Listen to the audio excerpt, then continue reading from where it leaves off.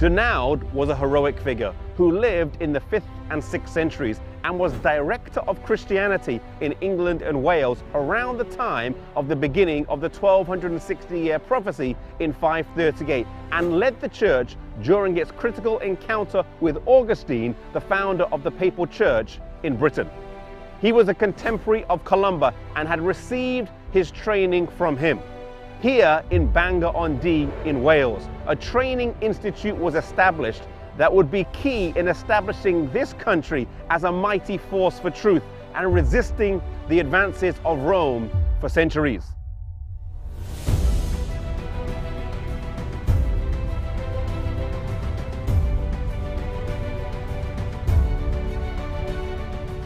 The school here in Bangor was not a small one with just 20 or 30 students, but it would have had hundreds and at times thousands of students. There was one particular story. Soon after, the leaders of the Celtic Church had met with Augustine and rejected his teachings and authority, when 1,200 ministerial students from this school were slaughtered. The Welsh Church was one of the sturdiest and withstood much opposition to it, maintaining its stance the longest out of the churches in England, Scotland and Wales. They differed with Rome on many points, but the supremacy of the bishops, celibacy and the Sabbath were three of the main ones. There is much evidence that the Sabbath prevailed in Wales universally until AD 115, when the first Roman bishop was seated at St. David's. The old Welsh Sabbath-keeping churches did not even then altogether bow the knee to Rome, but fled to their hiding places, where the ordinances of the gospel to this day have been administered in their primitive mode without being adulterated by the corrupt church of Rome. So in the 6th and 7th centuries, we see a strong Celtic church.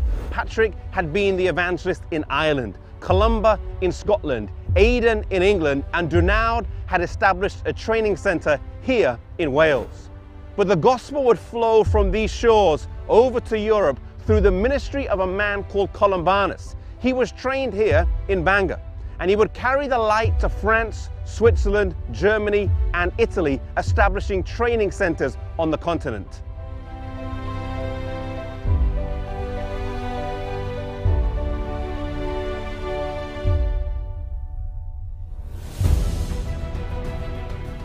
The first place he established a school was in France.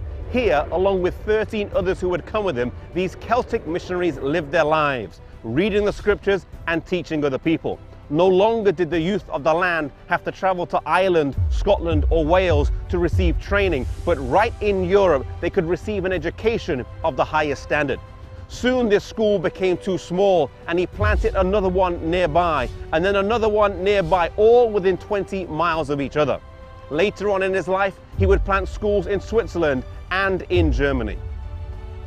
Even as he was nearing the end of his life at 70 years old, he did not slow down. Now settling in Italy, he was joyfully received, and the commonality between the faith of the Celtic Church and that of the Waldensians was seen as he found a strong bond with the believers there. Refusing to enjoy a comfortable retirement, he asked the king for a place to plant a new centre, and the locality of Bobbio, with its ruined church, was given him, and he established a school and library there.